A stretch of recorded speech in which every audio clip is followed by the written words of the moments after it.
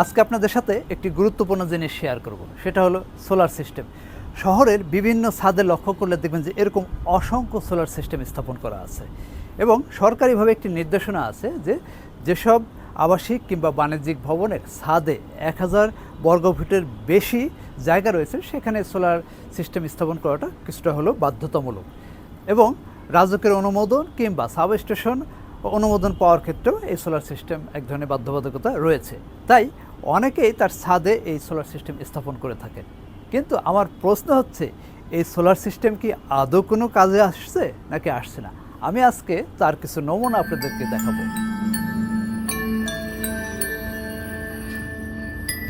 নমুনা দেখার আগে চলুন আগে বোঝার চেষ্টা করি এই সোলার সিস্টেমগুলো কিভাবে কাজ করে।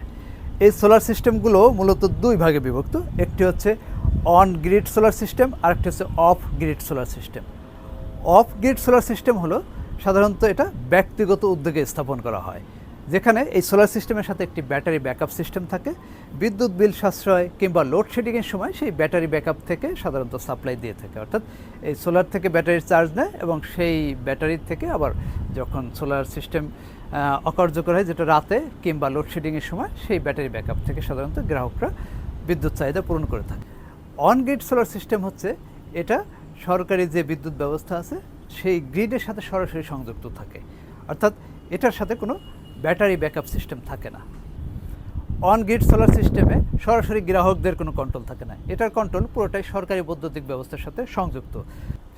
তো এই অন গ্রিড সোলার সিস্টেমে একটি দুর্দান্ত টেকনোলজি ব্যবহার করা হয়।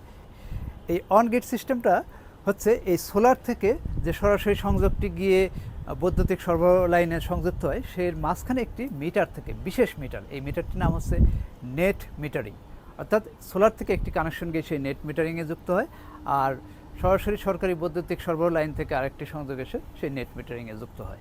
এবং এই নেট মিটারিং একটি ইন্টেলিজেন্ট সিস্টেম, সে সিদ্ধান্ত নেয় কীভাবে বিদ্যুৎ সরবরাহ করবে গ্রাহকের কাছে। অর্থাৎ এই সোলার সিস্টেম থেকে যদি অতিরিক্ত কোনো বিদ্যুৎ, অর্থাৎ এই বিল্ডিংয়ে যে পরিমাণ বৈদ্যুতিক চাহিদা, তো সেই পরিমাণ বৈদ্যুতিক চাহিদা মেটানোর পরে যদি অতিরিক্ত বিদ্যুৎ থাকে, সেটা বৈদ্যুতিক সরবরাহ লাইন তারা নিয়ে যায় এবং সেটা ব্যবহার করে। আবার যদি কম পড়ে, সেই ক্ষেত্রে দেখা গেলো বৈদ্যুতিক সরবরাহ লাইন থেকে এই বিল্ডিংয়ে বিদ্যুৎ সরবরাহ করা হয়। এভাবে একটা ইন্টেলিজেন্ট সিস্টেমের মাধ্যমে সোলার সিস্টেম এবং মেইন লাইনের বৈদ্যুতিক সরবরাহের মধ্যে একটি ব্যালেন্স করা হয়।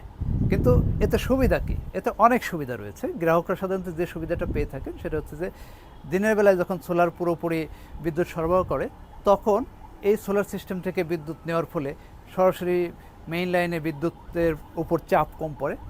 আবার যদি এই সোলার সিস্টেম থেকে প্রয়োজনের অতিরিক্ত বিদ্যুৎ উৎপাদন হয়, তাহলে সেই অতিরিক্ত বিদ্যুৎ কিন্তু সরকারি লাইনের সাথে ডিস্ট্রিবিউট হয়ে যায় এবং সরকারি ব্যবস্থাপনায় সেটাকে কি করা হয়, পরবর্তী মাসের বিলের সাথে অ্যাডজাস্ট করে বিল কমিয়ে দেওয়া হয়। অর্থাৎ তার মানে যে এই সোলার সিস্টেম থেকে প্রতিদিন যে পরিমাণ বিদ্যুৎ উৎপন্ন হচ্ছে, সেটা আপনার চাহিদা পূরণ করার পরে যদি অতিরিক্ত থাকে, সেটা আপনি বিক্রি করছেন সরকারের কাছে।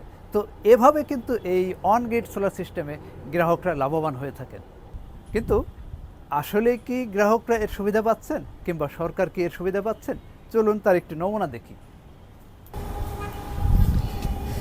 তো আমি এখন আছি একটি আবাসিক ভবনের বিল্ডিংয়ের ছাদে, লোকেশনটি বলছি না, কিন্তু এরকম সিনারিও ঢাকা শহর কিংবা অন্যান্য শহরের প্রত্যেকটা ছাদেই পাওয়া যাবে। এই যে দেখেন তারটা খোলা, এখানে দেখেন তারটা ছেঁড়া, অর্থাৎ এই সোলার সিস্টেম মনে হয় না আদৌ কোনো নেট মিটারিংয়ের সাথে এটার কোনো বেনিফিট পাওয়া যাচ্ছে। তো এরকম শহরের অনেক ছাদে গেলেই দেখবেন যে এরকম তার খোলা, তার ছেঁড়া এবং কোনো মেনটেন্স নাই। তো সেটা আসলে কোনো আদৌ কোনো কাজে আসছে না। এবং আরও একটা বিষয় দেখাই আপনাদেরকে, এই যে দেখেন কি পরিমাণ ডাস্ট, এবং এটা একটা স্তর জমে গেছে। এবং এই সোলার সিস্টেমগুলো মেনটেন না করার ফলে, অর্থাৎ পরিষ্কার না করার ফলে কিন্তু এর বৈদ্যুতিক উৎপাদন ক্ষমতা কমে যাচ্ছে এবং যতটুকু বিদ্যুৎ উৎপন্ন করার কথা তার কিন্তু অর্ধেকও করছে না। আপনি যদি এই ডাস্টের একটা ময়লা একটা আস্তর দেখেন, তো দেখেন এটা কি পরিমাণ ময়লা, অর্থাৎ এই যে সোলার প্যানেলের উপরে যে একটা প্রোটেকশন লেয়ার, সেই লেয়ারের নিচে যে সোলার দেখা যাবে সেটাই দেখা যাচ্ছে না। তার মানে এটা থেকে বলা যায় কোনো প্রকার বিদ্যুৎ উৎপাদন হচ্ছে কি হচ্ছে না আমার জানা নেই। এরকম প্রত্যেকটা প্যানেলেই দেখা যাচ্ছে প্রচণ্ড ময়লা এবং এটাতে কোনো মেনটেন্স করা হয় না আমার মনে হয়। তার মানে যদি সহজ ভাষায় বলি, যেটি অন গ্রিড সোলার সিস্টেম, যেটা সরকারি গ্রিড লাইনের সাথে সংযুক্ত কিংবা নেট মিটারিংয়ের সাথে সংযুক্ত, সেই সোলার সিস্টেমে কোনো মেনটেন্যান্স হচ্ছে না। অর্থাৎ এটা ময়লা পড়ুক কিংবা এটা থেকে বিদ্যুৎ সরবরাহ হোক, সেটা দেখার আসলে কেউ নেই। কিন্তু অফ গ্রিড সোলার সিস্টেমের ক্ষেত্রে কিন্তু এটা ঠিকই নিয়মিত মেনটেন করা হচ্ছে। কেন হচ্ছে? অফ গ্রিড সোলার সিস্টেম পুরোটা নিয়ন্ত্রণ করে গ্রাহক, এবং সে তার বিদ্যুৎ বিল কমানো কিংবা লোডশেডিংয়ের ব্যাকআপ হিসেবে সেই সোলার সিস্টেম ব্যবহার করে। আর অন গ্রিড সোলার সিস্টেম ব্যবহার করে সরকারি ব্যবস্থাপনায়। এখন কথা হচ্ছে, এটার মেনটেনের দায়িত্ব কার? বিল্ডিং ভবনের নাকি সরকারি বিদ্যুৎ ব্যবস্থাপনার? কিংবা এটার মনিটরিংয়ের দায়িত্বটা কার আসলে?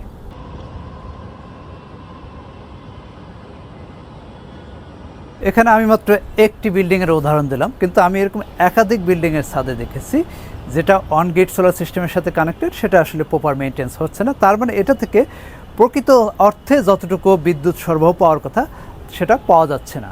তাই এটা সমাধানটা আসলে কি? তো এটা সবচেয়ে বড় সমাধান হচ্ছে এটা রিমোট মনিটরিং সিস্টেম। সাধারণত আমরা একটা আন্দাজ করতে পারি একটা সোলার সিস্টেম থেকে দিনের সবচেয়ে বেশি আলো থাকে তখন কি পরিমাণ বিদ্যুৎ উৎপন্ন হয়, মেঘের সময় কি পরিমাণ বিদ্যুৎ উৎপন্ন হয়, এটা কিন্তু কিছুটা আন্দাজ পাওয়া যায়। এবং এটা যদি সরকারি বিদ্যুৎ ব্যবস্থাপনা সিস্টেমে যদি এটা রিমোটলি মনিটরিং করে যে কোন ভবন থেকে বিদ্যুৎ কম আসছে না, আদৌ আসছে কি আসছে না, সেটা একটা মনিটরিং ব্যবস্থা রাখা। আবার পাশাপাশি এই বিল্ডিং ভবনের মালিক কিংবা বিল্ডিং কমিটিতে যারা থাকেন তাদেরও কিন্তু এটা গুরুদায়িত্ব। কেন? এটা যদি প্রকৃত অর্থে বিদ্যুৎ সরবরাহ করতে থাকে তাহলে কিন্তু বিদ্যুৎ বিল অনেক কম আসবে। তো আমি ধরে নিলাম এরপর থেকে এটা খুব কড়া মনিটরিং করা হবে। সরকারি বিদ্যুৎ ব্যবস্থাপনা কর্তৃপক্ষ কিংবা ভবনের পক্ষ থেকে এটাকে নিয়মিত মেনটেন্স করা হবে।